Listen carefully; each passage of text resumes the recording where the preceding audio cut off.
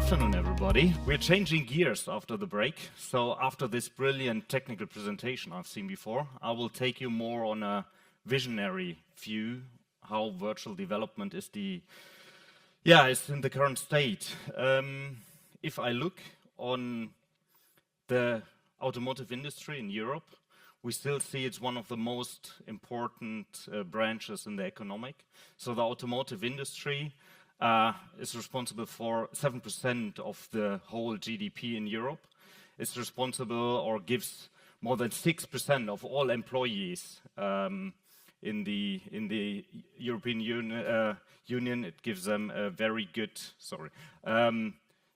so gives them jobs, well-paid jobs, and the automotive industry has 30% of the total R&D development budget in Europe. So we are all working for a very powerful industry. But if you look in current media, if you follow news, television, newspapers, you see basically headlines like this. So looking at all the headlines about automotive industry, I hear the word crisis about the European automotive industry. And of course, a big portion is the innovation from China we are seeing. So the European automotive companies have been very successful in China in recent decades, and that market is nearly gone, seeing all the innovation. Now we have the problems with the tariffs from the US as well. And I question myself, is it really that bad, the mood we are in, the situation we are in? And I can tell you the whole situation reminds me very well, like 16 years ago, 17 years ago, the financial crisis of 2008. Yeah. It was in the beginning of my career. I was a successful engineer at Mercedes, and then this crisis 2008 also hit the economy hard. And if you look on the media headlines from there, it's the same words. It exactly sounds. These are original media headlines from 2008, 2009. So the mood was very similar, but the strategies to approach it were completely different. Yeah. So I think the automotive industry at that time, they sent their employees to short work, but they believed in a better future, and they believed still to be competitive. If I now look what the OEMs doing, they basically have big redundancy programs, and they're trying to get rid of people. So currently they face this differently, but the economic situation is very, very similar. So I go back a little bit into a personal story.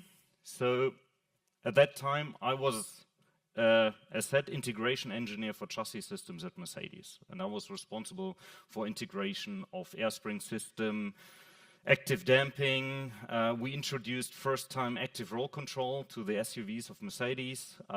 For the very first time, we introduced ZF as a supplier for all the brake control systems, and we were like 1.5, 2 years before of the SOP of the new M-Class when the crisis hits out very hard. And normally in the winter of 2009, the target was for me to be at Sweden in the Arctic proving grounds and doing all the winter tests and calibration of the vehicles.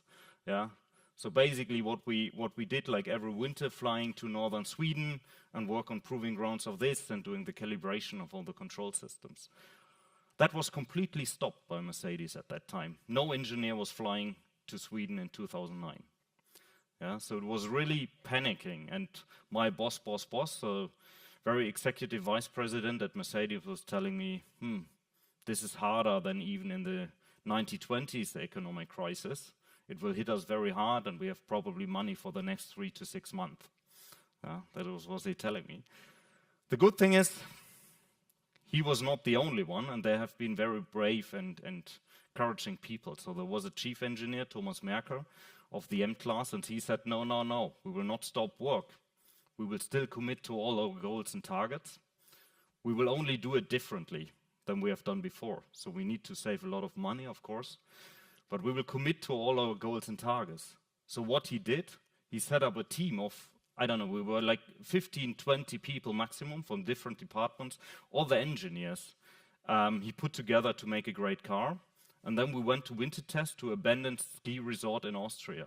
It was basically, we drove up to 2,000 meters high, and on an abandoned parking space, we did all the winter test and calibration, with the cars. And we were sitting in an old restaurant without even windows, 20 engineers with their laptops, and did the evaluation. And in the end, it turned out we did off-road testing at a quarry near Stuttgart. 1 year later, we went back to Arctic Circle, and 3 months later, we launched the car. Very successful.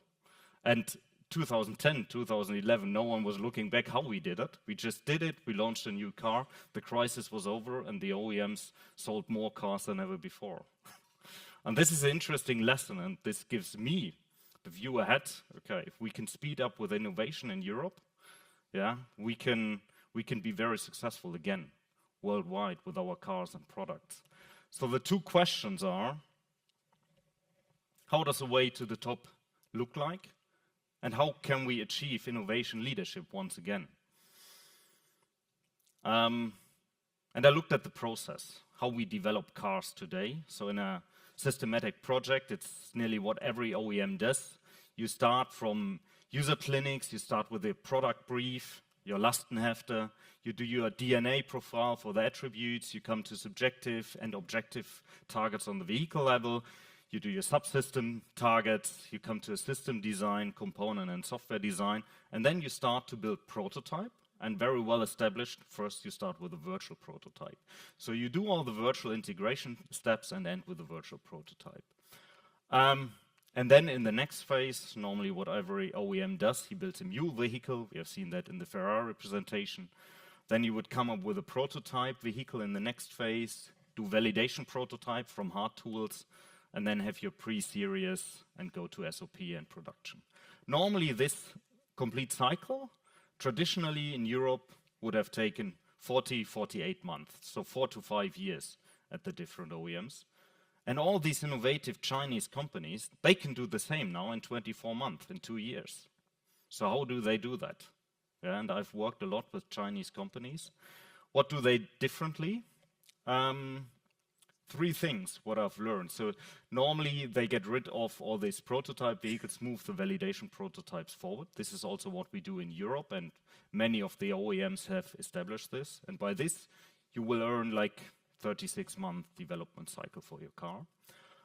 You need to involve your suppliers, tier 1s, tier 2s very early. So you need their models on your virtual prototypes. I think this is state of the art, and we have seen this in many presentations. But the question is, from this 36 months, how we can also get rid of another year.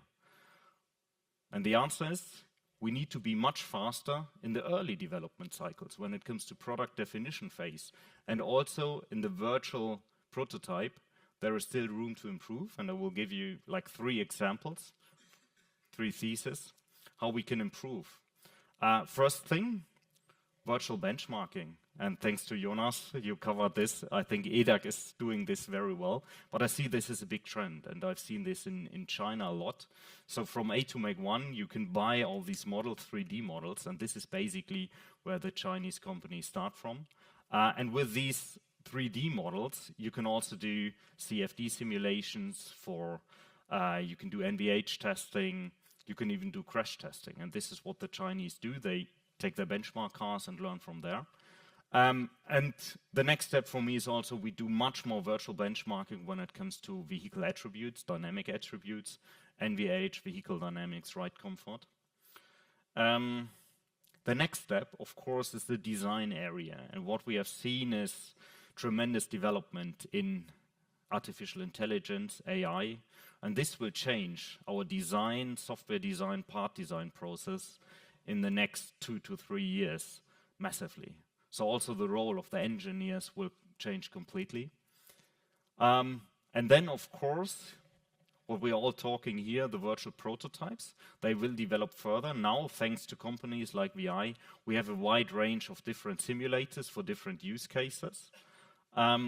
I think what's still missing is, as we have these great tools, we need to agree on a common language, on common standards. Yeah, so we can connect all these different kind of simulators with the same database. So data is everything in the future.